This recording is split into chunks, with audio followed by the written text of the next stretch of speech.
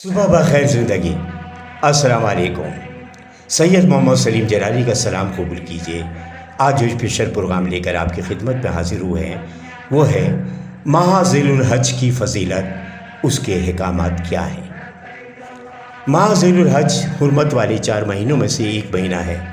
ماہ ذی الحج میں حج ادا کیا جاتا ہے۔ حج اسلام کا ایک اہم رکن ہے۔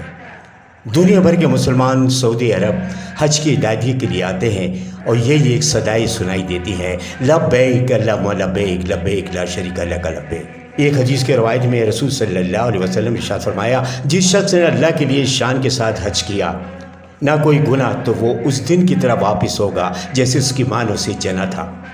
ایک اور حدیث کے روایت میں ہے کہ نبی صلی اللہ علیہ وسلم نے ارشاد فرمایا، ایک عمرہ دوسرے عمرے تک ان صغیرہ گناہوں کو کفارہ ہے جو ان دونوں کے درمیان ہوئے ہوں، اور حج کا بدلہ صرف جنت ہے۔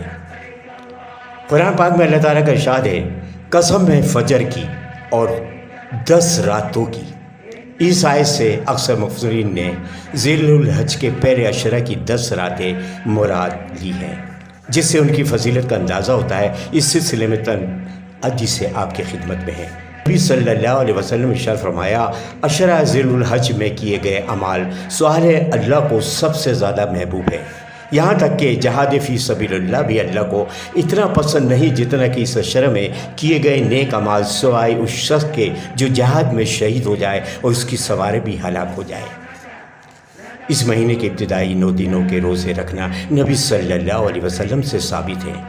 ایک اور حدیث کے روایت میں نبی صلی اللہ علیہ وسلم نے 9 ذی الحج کا روزہ رکھنے والے شخص کو یہ خوشخبری سنائی کہ اس کے گزشتہ 1 سال اور آئندہ 1 سال کے صغیرہ گناہ مٹا دیے جاتے ہیں۔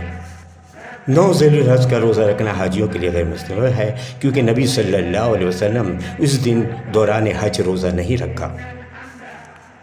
ایک اور روایت میں ہے کہ سیدنا عبداللہ بن عمر، سیدنا ابو ہریرہ رضی اللہ عنہ کا یہ عمل تھا کہ ان 10 ایام میں بازار جاتے اور بلند آواز سے تکبیریں پڑھتے تھے۔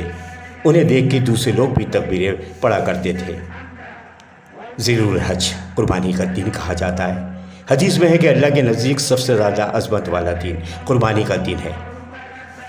10 ذی الحج کو عید الاضحیٰ کی نماز باہر کھلے میدان میں ادا کرنا اور پھر قربانی کرنا اللہ کے نزدیک سب سے زیادہ محبوب عمل ہے۔ نبی صلی اللہ علیہ وسلم نے ارشاد فرمایا، جب عشرہ ذی الحج شروع ہو جائے تو جس شخص کے پاس قربانی ہو اور وہ قربانی کرنے کا ارادہ رکھتا ہو تو وہ اپنے بال اتارے نہ ناخن تراشے۔ آج بس اتنا ہی۔ دعاؤں کے طلبگار سید محمد سلیم جلالی۔